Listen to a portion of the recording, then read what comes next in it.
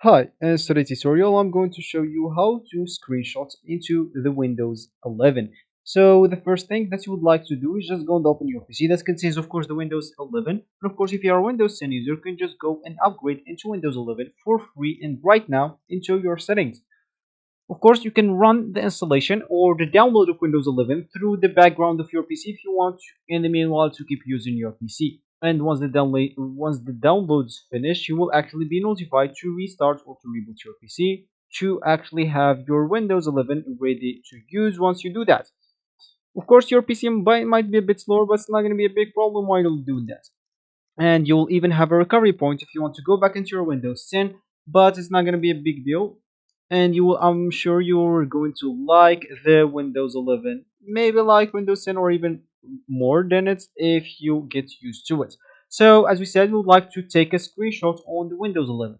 So you have three choices if you want to screenshot on Windows 11.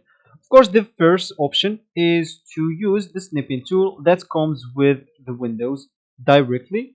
So as you can see, as you can see here is it. Just go and look for it and you can actually click at new and take the screenshot that you want on your PC. And of course, your screenshots will be here and you can actually save it wherever you want.